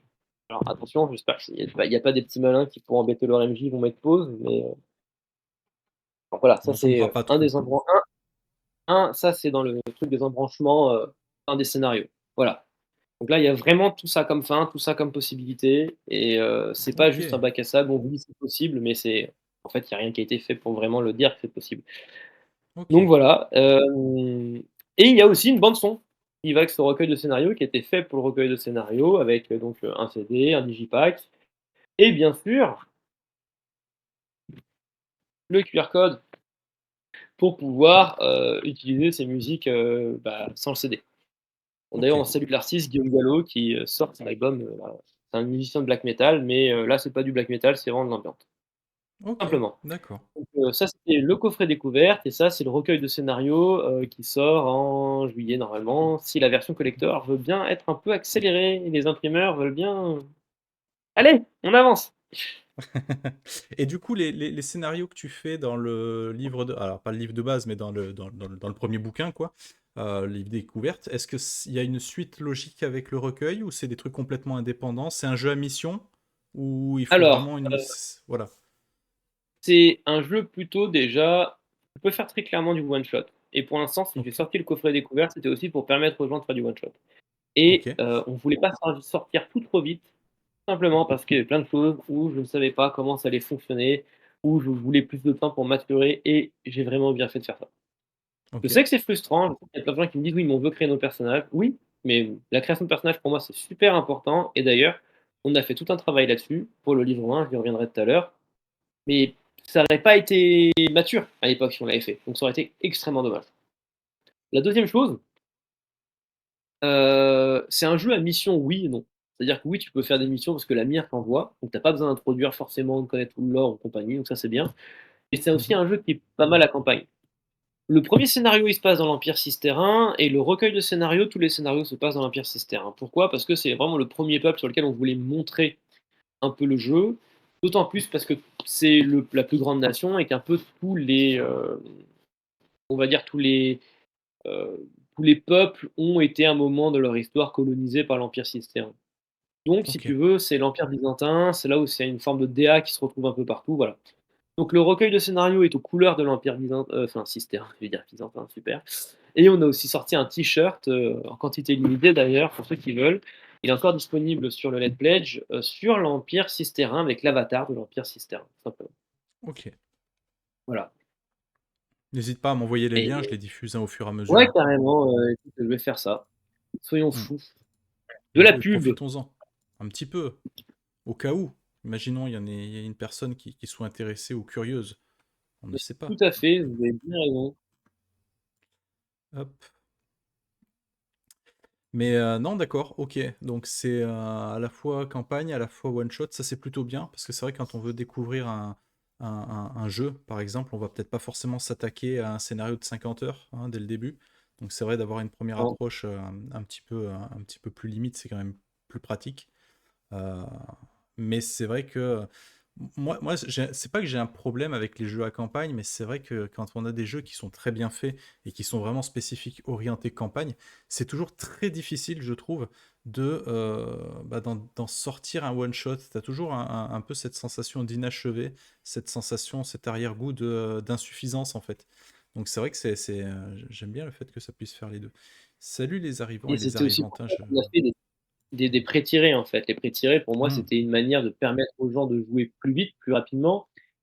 Surtout, c'est des pré-tirés qui étaient assez écrits pour permettre aux gens de se dire: «OK, un personnage dans l'univers de Myr, ça peut ressembler à ça, c'est mature sur ça, ça dit des choses variées, quoi». Voilà. Ok. Je vous ai mis dans le chat le lien. De toute façon, pour les personnes qui verraient ça en rediffusion, vous aurez également les liens dans la description de la vidéo, ne vous inquiétez pas. Ça, c'est donc l'avatar de l'Empire Systérin qui est, le nouveau t-shirt, qu'on a sorti puisque, bah, justement, chaque recueil de scénario est en lien avec un des peuples de notre univers. Et Ok, chaque normalement, si ça marche, et c'est ce qu'on espère, on aura un livre de peuple pour chaque peuple, donc 7 livres, et bien sûr une campagne qui est déjà un peu écrite. Voilà. ok. Ah, il y a James Rhys, ah, voilà, il y a le mercenaire de l'amour que je salue, qui est Mhm. l'éditeur de Crime et tout ça. Ok, salutations. Ok, et du coup, donc, on a parlé de ce premier livre, hein, de ce kit d'aventure, de découverte. La gamme, en fait, elle en est où actuellement? Donc, il y a eu ça. Est-ce qu'il y a eu autre chose de Alors, sorti ou quelque chose qui arrive de façon imminente? alors, la gamme, on nous a beaucoup dit, mais pourquoi vous commencez par un kit d'initiation? C'est absurde. Peut-être, mais en fait, vu que notre kit d'initiation il est plus gros que tous les autres kits d'initiation et coûte plus cher que les autres livres de base, bah, valait mieux commencer par ça. Ensuite, par rapport au recueil de scénarios, bah, il avait été débloqué tout simplement lors de la campagne, donc bah, chose Ok, promise, chose due. Et l'autre chose, c'était que j'ai un peu trop écrit et que j'avais promis un bouquin de 120 pages, bah, il en fait plus de 300. ouais, c'est souvent le Vous problème, ça. avez, voilà, vous avez une mini campagne. Mais en fait, j'écris des trucs à embranchement et un truc à embranchement, c'est 2 à 3 fois plus de pages. Hmm. Et vous avez 4 nouveaux pré-tirés, bon voilà, bon je me suis dit: «Tant qu'à faire, faisons un album de musique» avec une personne qui était fan de jeux de rôle et qui adorait l'univers. Bref, donc ça c'est la grande nouveauté qui sort en juillet, avec le OK. t-shirt collector, mais ça c'est un peu plus on va dire anecdotique quand même. Mmh. La traduction maintenant, on lance MIR, donc à l'international, ça c'est en septembre, OK. avec donc pour tous les gens qui parlent anglais, donc bien sûr les États-Unis, l'Angleterre, mais que ce soit les Scandinaves, les Italiens qui parlent anglais et tout le monde en fait. Mmh. Parce que, bah, c'est une gamme. Parce qu'il y a le livre 1. Alors le livre 1, il avance bien, parce on a eu un énorme prêt de la banque. On a emprunté une très, très grosse somme d'argent à la banque. Et pourquoi? Alors vous allez me dire: «Mais pourquoi vous faites ça plutôt qu'un Kickstarter?» Bah, tout simplement pour 2 raisons. Déjà parce qu'un Kickstarter où on vous demande de l'argent et on vous livre, on ne sait pas trop quand plus tard. Déjà rien que nous, on fait plutôt des précommandes, c'est-à-dire que les choses sont préfinancées. On a du retard. Alors imaginez lorsqu'on fait un financement, c'est logique d'avoir 5 ans de retard. Mmh. Et honnêtement, Ouais. on n'a pas envie d'avoir 5 ans de retard. Non, je Donc suis assez d'accord. voilà, et donc bah, là, il fallait qu'on ait une sacrée somme pour pouvoir lancer tout ça. Donc le livre 1, qu'est-ce que c'est? C'est un gros bébé de 300-400 pages, qui comprend la création de personnages, je reviendrai dessus, une présentation de l'univers et les règles, mais aussi comment créer, ses antagonistes, des détails sur la mire, des détails sur l'univers, il y a c'est énormément de trucs sur l'univers. En gros, vous achetez ce bouquin, vous savez tout sur l'univers, enfin tout, une grande majorité. OK. Et bien sûr, après, un énorme passage sur comment maîtriser, comment créer ses scénarios, un générateur d'écho et tout ça, tout simplement. OK. L'idée, c'est D'accord. que, on reprend tout le travail qu'on avait fait, si vous avez bien suivi, l'interview, sur avant quand on donnait des conseils de jeux de rôle, en fait, de scénario de jeux de rôle. Et moi, j'étais aussi prof de scénario. Et on voit trop de gens qui n'osent pas écrire leur propre scénario. Alors ça nous fait plaisir, hein, quand vous achetez nos scénarios, bah, parce que ça fait du bien à l'ego et voilà, mais faites-le. C'est extrêmement, riche et bien et intuitif pour vous, vous allez juste grandir et c'est génial. Et honnêtement, on en a de plus en plus qui font. On a aussi de plus en Mmh. plus de meneuses, c'est super. Et donc, bah, c'est notre boulot aussi de fournir un livre où on espère, en tout cas, c'est le taf, hein, du coup, si on a réussi, si on a raté, ce qui a raté, ce qui a réussi, mais où on donnera le plus d'outils et on parle pas d'une table aléatoire. Il y aura une table aléatoire, des trucs comme ça, mais c'est pas là vraiment l'outil. C'est vous expliquer Mmh. comment écrire un scénario facilement, comment en improviser un facilement, quand on se sent mal à l'aise, comment on peut résoudre un conflit. Des petits Mmh. trucs, mais qui sont à la fin bout à bout, parce que c'est un truc humain en fait, un jeu de rôle. Vous aurez beau dire: «Regarde mon bouquin il est super beau et l'univers il est super», oui mais à la fin, il ou elle il est pas content, c'est embêtant. Mmh. Donc c'est de la qualité de jeu, comment vous appropriez ça, parce que c'est le vôtre. J'entends aussi des gens OK. qui disent: «Mais j'osais pas faire ça pour respecter l'univers». Mais vous l'avez acheté, c'est à vous maintenant en fait. C'est Ah. très gentil de me respecter, mais venez me demander mon avis si vous voulez sur le Discord, mais ça reste votre partie de jeu de rôle Le et c'est gros vrai. souci de certains auteurs, hein, qui refusent qu'on torde leur univers parce que, bah, ils l'ont conçu de telle façon. Ça, c'est un gros débat qu'on n'a encore jamais eu, mais qu'on voudrait bien avoir. Mais, c'est vrai que moi, quand je vois des auteurs qui me disent: «Voilà, moi, mon univers, je l'ai fait maintenant, faites-le vivre, faites-le évoluer, prenez-le en main et puis appropriez-le vous». Et ça, c'est vrai que moi, je trouve ça intéressant. Après, il y a toujours les gros puristes qui sont là, qui: «Ah non, non, non, non, l'univers, il est comme ça, faut pas en sortir, sinon ça sert à rien d'avoir fait un univers si c'est pour faire à ta sauce». Bon, Écoutez, il en faut pour tous les pour les goûts, gens quoi, qui hein. pensent ça, voilà, vous avez le droit. Maintenant, il y aura la campagne, il y aura les scénarios officiels. Bah, voilà, ils seront faits par moi ou par les gens qui auront été, c'est moi qui Mmh. corrigerai tous les scénarios et qui regarderai si ça me va, donc il y a pas de problème. Ça serait sûr et certain. Et vu OK. qu'à chaque fois on fait des bestias qui sont assez énormes, pas de problème. Si vous voulez jouer, là déjà rien qu'avec le recueil de scénarios, je serais très intéressé de savoir qui va faire 150 heures de jeu de rôle avant la sortie du livre 1. Franchement, Ah, c'est soyez un honnête, challenge pour dites-moi. l'été, là, hein. C'est un challenge Voilà, pour l'été. franchement. C'est Hem, alors ça c'est le livre 1. OK. Avec le OK, j'ai livre 1, on juste une fait 2 question albums. parce que je suis pas sûr, hein, je suis pas sûr d'avoir compris, je te coupe juste 2 secondes. Le livre 1, il sera en anglais uniquement ou tu fais les 2 en même temps? J'ai Non, pas bien compris. anglais et français. Anglais et Les 2 en français. même temps, d'accord. Ouais. OK. Anglais et français, l'idée c'est de rendre quelque chose de disponible dans les 2 langues. OK. Peut-être qu'on traduira encore dans une autre langue, mais pour l'instant on travaille avec Georgina Patterson d'ailleurs, qu'on salue bien bas, une traductrice et honnêtement, bah, c'est déjà pas mal de traduire en anglais. Parce que c'est pas OK. juste, genre, tu vois, savoir, c'est ce que je dis sur l'âme de Maxime, c'est pas knowledge, c'est heart. Hem, il y a plein de termes comme ça qui sont pas transparents en anglais, qui veulent dire des choses différentes, des petites nuances, donc voilà, OK. voilà. Donc il y a Parfait. 2 albums de musique avec le livre 1. Ok. Un album d'ambiance, il sera un autre album d'ambiance que celui-là. Ça veut pas dire qu'il est mieux, ça veut dire qu'il sera différent et qu'il racontera encore autre chose. Celui-là, il est vraiment pensé pour jouer avec le recueil de scénario, Ok. À l'ombre de la gloire. Et un album d'EP. Alors un EP, c'est quoi? C'est différents groupes qui sont pas les mêmes. Il y a des petits groupes, il y a des groupes très connus et des groupes moyens connus. De métal principalement, mais pas que. Il y a de la folk, un peu son, on va appeler la dark folk, il y a du pagan, donc ouais, on a signé, donc on peut le dire, mais c'est pas tout à fait ce que j'aime trop le faire, mais voilà. Un groupe avec un chapeau avec des cornes, on va dire, Jamiroquai? qui font des Non, c'est pas. nature et plus druide. C'est pas trop celui-là, non, c'est pas trop de la funk. Euh, Beaucoup sur scène. Voilà, donc on a différents groupes, et l'idée c'est que c'est une musique qui est pas forcément écoutée en partie, enfin vous pouvez, pourquoi pas, mais c'est plutôt pour vous. En fait, on a demandé à chacun des groupes d'illustrer un passage. Donc là, par exemple, il y a un des artistes, c'est la catastrophe, parce que moi j'écoutais beaucoup ce monsieur quand il faisait cette musique, pour me nourrir de la catastrophe. Un autre groupe, ça va être sur la Nicéa, un autre groupe, ça va être sur les Cisterciens, Hmm. etc., etc. D'accord. Et pour nous, bah, déjà, c'est une fierté de vous faire découvrir certains groupes. Pour d'autres, bon, vous ne les découvrirez pas. Et pour ceux qui n'écoutent pas de métal, bah, c'est toujours intéressant pour vous de le découvrir. Et autrement, ça sera forcément un bel objet aussi. Et Mhm. puis, avec ça, plein d'autres choses. Donc, bah, tout le monde nous l'a réclamé à corps et à cri, ce costume. Donc oui, il y aura le costume que vous pourrez prendre. Ah ah. Il y aura un nouveau t-shirt Mir. Il y aura peut-être aussi, alors je ne sais pas si on aura le temps de le faire, mais normalement un t-shirt Mir par Pup aussi, donc comme le Cisterin, mais en collector, donc pour la Nicéa, machin, les elfes et compagnie. Euh, et en lui-même, je pense que c'est pas mal. On aimerait bien aussi sortir peut-être un bestiaire avec le livre 1, comme ça, ce serait un deuxième Mhm. livre que les gens pourraient avoir dans un pack. Il y aura Ok. plusieurs types de packs collector. Donc un pack avec des dés en os, un pack avec un suaire pour mettre sur la table et mettre une ambiance, un pack Ok. plus métal, voilà. Et parce Garde, qu'on est des garde vraiment quelques gros surprises hein, vinyles, quand même. Hein.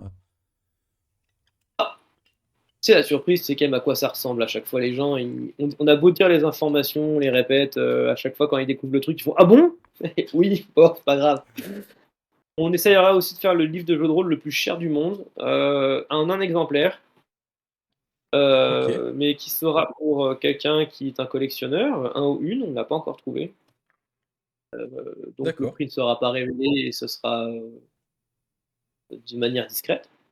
Et par Ok. contre, le seul truc qu'on demandera à la personne, ce sera de pouvoir faire des photos du livre et si possible l'amener à un musée, en fait. Parce qu'on Mhm. aimerait bien faire rentrer le jeu de rôle dans un musée. L'idée c'est que c'est un jeu de rôle Ok. qui, enfin, ce sera un vrai livre de jeu de rôle de Mir, mais taille médiévale, donc 1 mètre sur, je crois, Ah ouais. 90 centimètres, quelque chose. Ok. Avec une reliée cuir, tout à la main, tout écrit à la main, tout redessiné à la main par un copiste, Ok. parchemin et si possible la couverture avec des pierres précieuses dessus, quoi. Ah ouais, Et en un effectivement. Ouais. exemple. Pour un unboxing, ça risque d'être un peu compliqué par contre. Mais, Alors, moi, ça, mais- je rêverais de te dire que c'est un unboxing, mais il faudrait que tu mettes des gants et il y aura des gens autour de toi qui seront là pour te faire une idée parce que on parle d'un bouquin à. Bah, je peux pas dire par contre, mais voilà, Non. on avec des artisans et l'idée c'est vraiment de faire un bel objet et de dire voilà, le jeu de rôle c'est de l'art. Pour nous, on en est sûr. Il n'y a pas de doute là-dessus. C'est de dire voilà, le jeu de rôle c'est de permettre aux gens de pouvoir vivre, de se dire bon bah voilà, moi j'aimerais que dans un musée ça puisse y être et d'aller avec la vidéo, toi, Maxime, d'autres personnes, que vous puissiez regarder, commenter avec des gants, bon bah voilà, parce que bon ça sera extrêmement précieux et voilà, mais de dire bah peut être fait en fait. Et de la fierté de devoir faire travailler des artisans quand même, de se dire waouh, enfin la récompense pour nous Hmm. c'est de dire notre univers, notre travail il a été magnifié par des gens. Je pense pas que ce livre sera disponible pour la campagne, pour être tout à fait honnête. Je pense qu'il demandera 1 à 2 ans Ok. de travail, pour être tout à fait clair. J'imagine bien, ouais. Ouais. Et puis, Ok. bah, Ouais, non, encore mais. une fois, ça dépendra du collectionneur, de la personne qui, des modalités qu'on aura fixées avec il ou elle. Ouais. Euh, voilà. Et puis, bah, je Ouais, bah, demanderai aux gens, bien sûr, de pas. on se tient au courant, hein? Ah On sait bah, tu jamais, feras partie des gens. hein? Voilà, mais je pense que si la Alors, personne je me positionne accepte, pas du tout pour l'acheter, hein, concrètement, c'est pas possible pour moi. Mais par on contre, peut parler si tu effectivement, veux. si On peut cette parler, personne, Manitou. j'aimerais bien en On est parler, tout mais à fait aussi faire un prêt. c'est tout ce qui se passera en fait, hein, juste parler si tu veux. Non, mais mais toujours c'est super cool en déjà tout cas, ouais, si tu peux lui glisser un mot sur le fait que, bah, enfin, que ce soit moi ou d'autres chaînes YouTube, je pense que c'est le genre de truc qui plairait beaucoup, je pense, déjà aux gens de découvrir ce genre de choses. Ça peut être je très pense sympa, que je pense, comme émission. l'objectif, c'est que vous soyez à plusieurs pour le commenter, qu'on vous laisse libre dans une pièce avec, bah, les Mmh. enfin libre. Oui, j'ai bien Si compris, on a fait dans une l'objet tel certaine qu'on mesure. veut, il y aura des gens dans la pièce avec vous, on peut pas vous laisser seul avec, mais voilà et puis, Mmh. bah, après ça dépend du collectionneur et à quel point il est cool, pas cool et c'est logique, c'est à lui, donc voilà. Bien sûr. Mais on veut en tout cas que ça puisse être au moins une fois, même temporairement, dans un lieu public, une petite musée, où, les gens puissent voir et c'est un livre de jeu de rôle, voilà. Mmh. Ça serait vraiment le rêve. Et puis sinon, OK, plein de surprises aussi, lors du livre 1, mais j'aimerais juste faire un mot sur la création de personnages parce qu'on a quand même bien avancé sur ce point-là. OK, En gros, le livre 1 est composé de à peu près les 100 premières pages, un peu moins. C'est une présentation de l'univers, en moins que les 100 premières pages, je m'enflamme là à chaque fois dans les chiffres, parce qu'on a fait le chemin de fer. Donc un chemin de fer dans l'édition, c'est-à-dire qu'on a fait page par page, qu'est-ce qu'il y a avec les illustrations. OK. Hem, bon, le budget illustration est complètement déconnant. Là aussi, on part en vrille. Donc il y a des illustrateurs, les mêmes qu'on a, puis des nouveaux, des nouvelles, des pas connus, mais pas connus, ça veut pas dire pas talentueux. Vraiment, il y a des pépites. Mmh. Des qui ont de la bouteille et puis des méga stars. Alors j'espère vraiment qu'on arrivera à choper certaines personnes qui ont bercé notre enfance, dans Game Workshop, Warhammer et autres, et là j'aimerais vraiment, une ou 2 en OK. tout cas, ce sera un plaisir. Et pourquoi je vous raconte ça? Parce qu'en fait, imaginez que vous ouvrez un peu une sorte de bible, où on vous raconte la genèse de l'univers à chaque fois avec des doubles pages d'illustrations, c'est un peu l'objectif. Et des textes un peu cryptiques, mais pour garder ce côté initiatique. Et puis vous arrivez après à une exposition d'univers, qui là par contre sera beaucoup plus clair. Donc en fait, bah, c'est vous, qui est-ce que vous jouez, comment, c'est qui vos adversaires, enfin une explication un peu plus classique de jeu de rôle, avec des illustrations, une mise en page, enfin tout ce que vous connaissez de Myr. Mmh. Là on parle pas mal aussi de l'avenir, donc c'est-à-dire que là on arrête un peu tous les petits secrets, les trucs d'apprentissage du coffret découverte, là on y rentre brutalement. C'est quoi l'avenir, c'est quoi les chapitres, comment on devient initié, comment on a une relation entre agents, même si on n'a pas le droit, qu'est-ce qui se passe, tout ça. OK. Et pourquoi? Parce que chaque livre de notre gamme est unique. C'est-à-dire que tout ce qu'il y a, et je l'ai dit et je le redirai, je me suis engagé dessus, dans ce livre, texte et illustration ne se retrouvent pas dans le livre 1. OK. Parce que ce livre, c'est celui d'un agent qui est novice. Vous avez le savoir d'un agent qui est novice quand vous achetez ce livre. Le livre 1, ce sera d'un agent. Et les autres livres, ce sera quand vous serez plus confirmé. C'est l'idée. OK. Alors, ne faites pas prouver une mauvaise intention, il y a une illustration, le serment des agents, qui sera probablement reprise, et deux, trois formes de texte, mais le serment de l'agent, les titres, les trucs comme ça, mais sinon ce n'est pas Oui, repris. OK. Voilà. Et après, vous allez me dire, oui, bon, bah le système, il est où? Et ben le système, en fait, c'est un tout petit passage, c'est pas un très gros chapitre. On ne sait pas trop si on met des illustrations dans le système, c'est un peu compliqué, là on en discute un peu. Mmh. Et puis là, on arrive, c'est quoi le trois quarts du livre? Et ben c'est des chapitres de peuple. Alors imaginez que là, au lieu que ce soit blanc, il y a des fils de couleurs, avec à chaque fois la couleur du peuple pour vous y retrouver plus Ah, facilement. Et donc chaque chapitre de peuple, vous avez une présentation de l'univers selon le peuple. Chacun a sa vérité en fait. Alors illustration, univers, pour ceux qui connaissent un peu World of Darkness, moi j'aime beaucoup ce côté-là, la vie sur les autres et compagnie, mais mmh. création de personnages par peuple. Pourquoi? OK. Parce que chaque peuple, c'est un questionnaire, et en créant le questionnaire, en branchement bien sûr, parce que histoire de pas toujours faire le même personnage, vous créez des stats et vous créez un personnage. OK. Et ça crée du roleplay, une histoire, en même temps que de créer un personnage. Alors bien sûr, vous pouvez optimiser, hein, vous pouvez ne pas optimiser, mais dans tous les cas, c'est agréable. Et surtout, l'intérêt, c'est que chaque questionnaire, le maquettage, encore une fois, je l'ai dit avant, la forme rejoint le fond, correspondra au peuple. C'est-à-dire que les 6 terrains, ce sera un truc assez classique, monolithique, grec, romain, voilà, empire byzantin, des colonnes, c'est plutôt clair et simple. Euh, pour les Anicéens, on va essayer de faire une geste médiévale.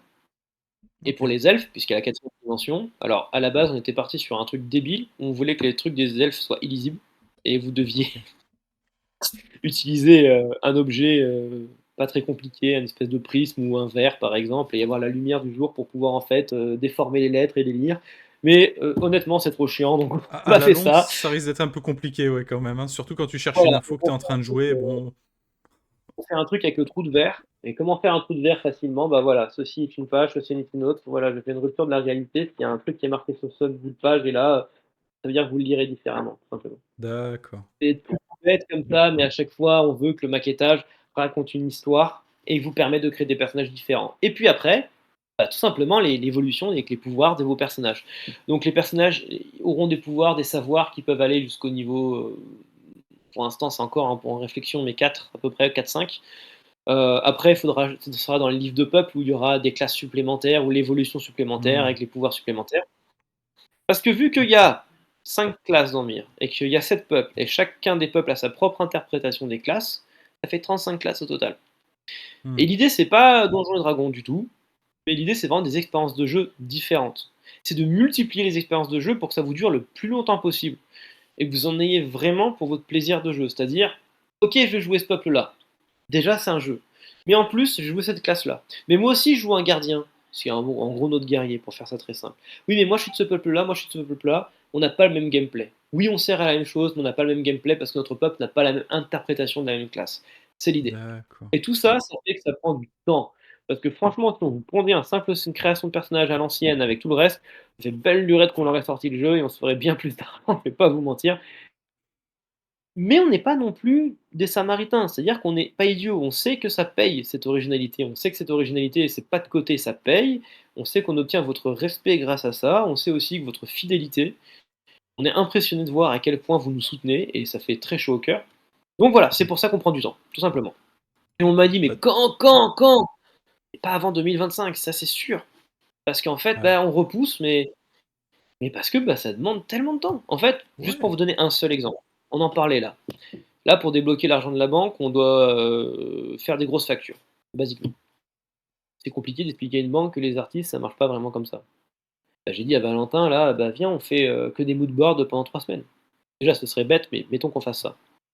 Elle dit, mais non, parce que pour contacter de nouveaux artistes, c'est 3 semaines de délai. Et quand je dis nouveaux artistes, c'est des artistes qui ont dit OK pour travailler avec nous, mais il faut.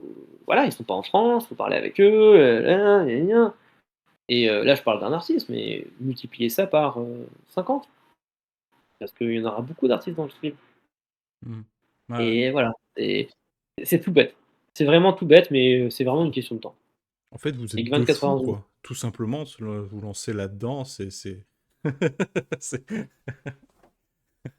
pour avoir Ouais, ah, vous alors aurez ça, un c'est beau vrai. livre, hein, ça c'est clair, mais c'est vrai que, c'est quand même ballsy, je crois. Je trouve quand même, hein, de se lancer là-dedans, hein, on va pas se mentir, hein.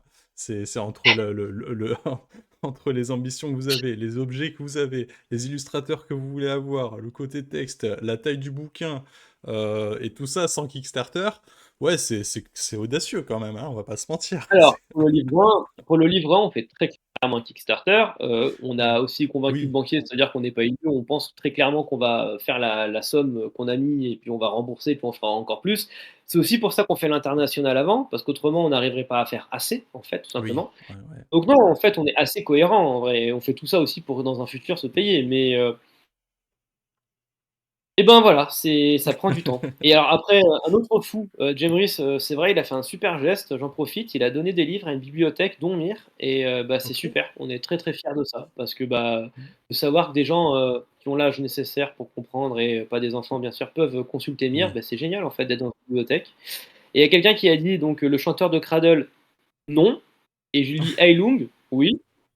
Voilà, j'en dirai pas plus, mais OK. bref, C'est bien déjà, c'est bien. c'est pas mal.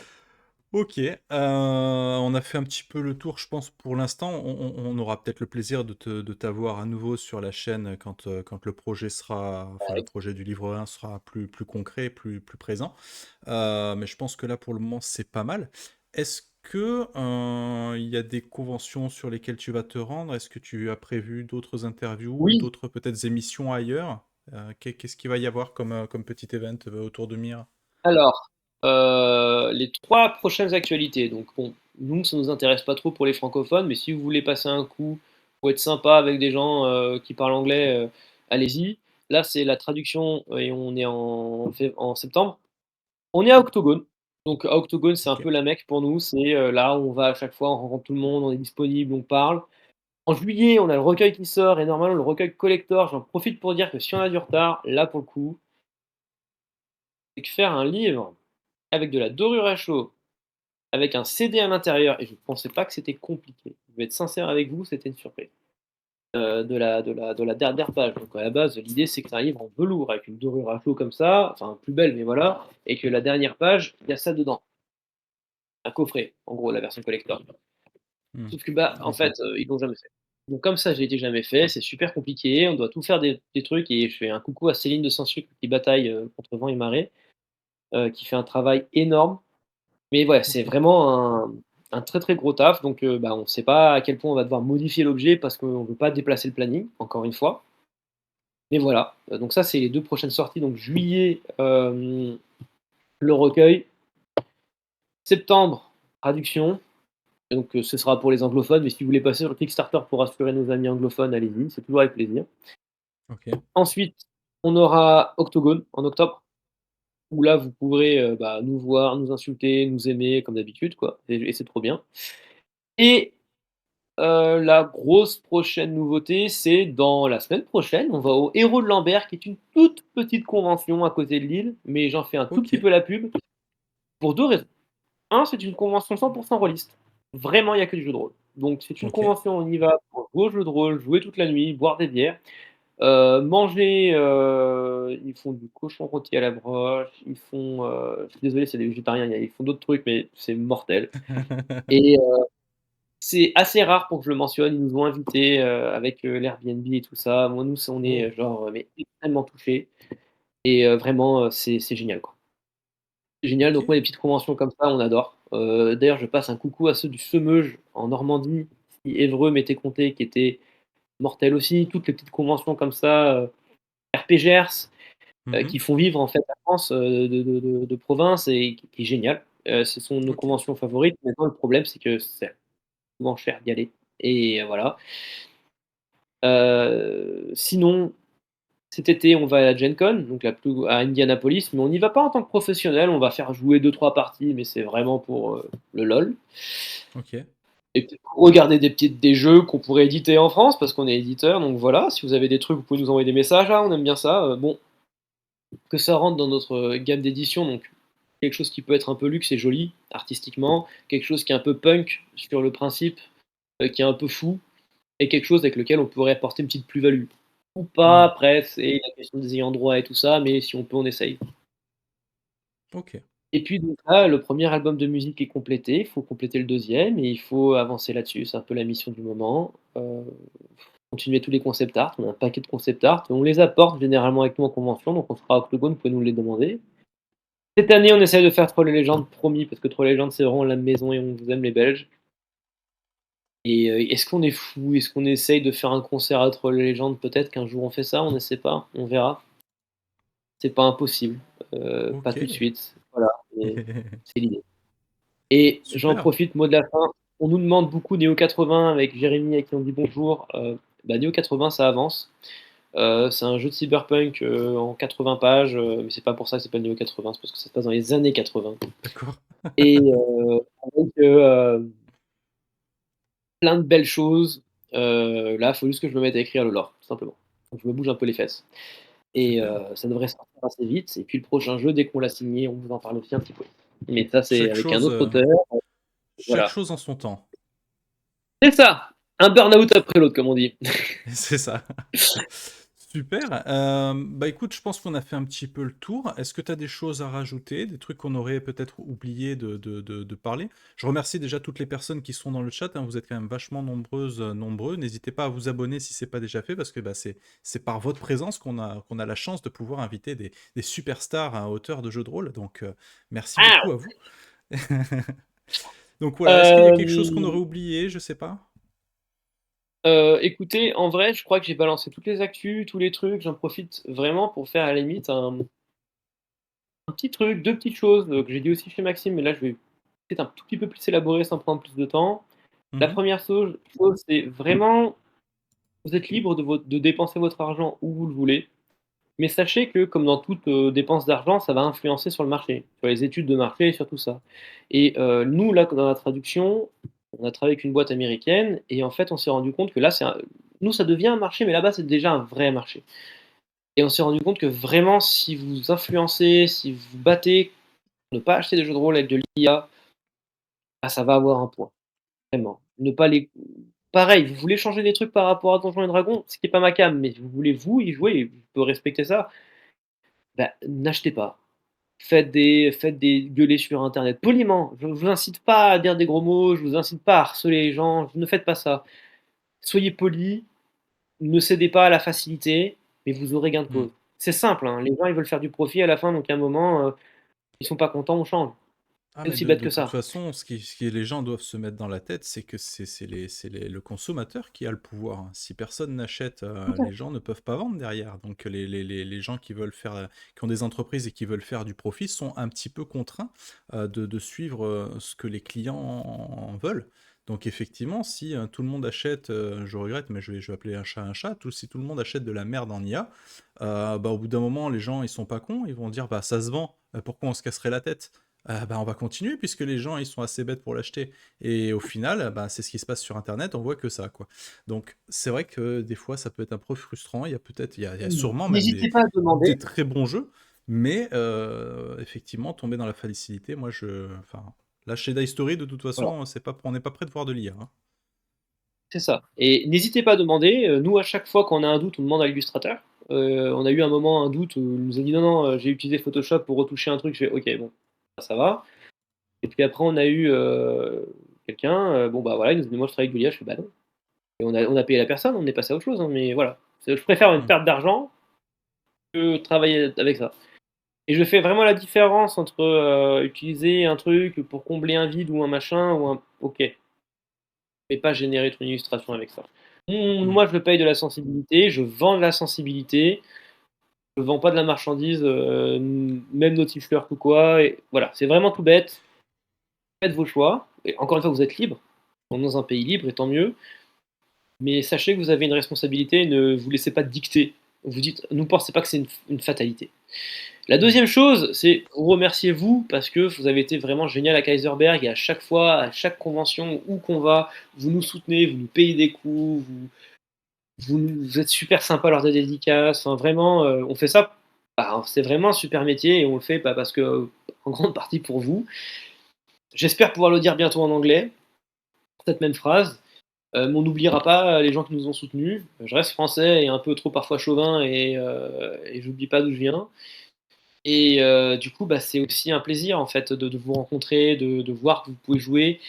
Un petit mot aux meneuses, n'hésitez pas à jouer. Vous êtes beaucoup, beaucoup, beaucoup de femmes à avoir acheté Mir et à jouer à Mir. N'hésitez pas. Vraiment, Hmm. sur le Discord, n'hésitez pas.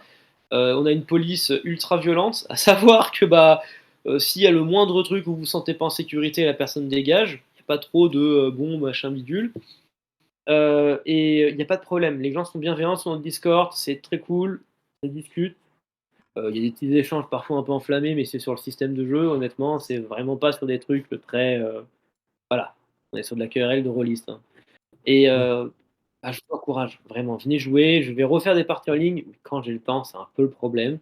N'hésitez pas, il y a des gens qui font des parties, il y en a plein qui ont créé des scénarios. Venez voir, c'est vivant, ça bouge. Voilà, ça à dire. Et puis, surtout, merci à Dice Story de m'avoir invité au jeu ce soir. Bah, avec grand plaisir, merci à toi d'avoir accepté de venir. Et puis merci donc encore une fois au chat qui est si nombreux ce soir, ça fait vraiment plaisir. On va pas vous lâcher dans la nature comme ça, on va vous rediriger, on va vous envoyer chez des copains qui sont aussi en live.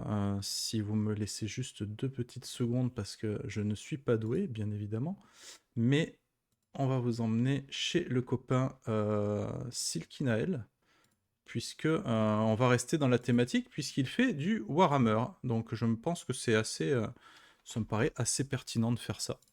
Carrément. Hop, slash red Silkinael, emballer c'est peser. Merci beaucoup du coup Adrien d'être venu, merci à toutes et à tous Je d'être t'en prie. venus nous voir ce soir. On vous fait de gros bisous, on en profite pour dire que du coup on sera en live dimanche soir pour continuer notre campagne sur Elysium, donc Mutant Année Zéro. Et on vous met donc le programme de la semaine à venir sur les réseaux sociaux, puisque la semaine prochaine, on a encore pas 2 interviews, mais on va faire du Macadam Ferry, donc chez du studio Dead Crows, et on Super. va faire une interview de Flabbergasted. Je sais même pas si ça se prononce comme ça, mais le jeu me hype de Si, c'est fou. bien. Donc, du coup, on va en parler, quoi. Voilà. Je vous souhaite à toutes et à tous une très bonne soirée. Merci encore, Adrien, et à très bientôt. Ciao tout le monde! Salut tout le monde!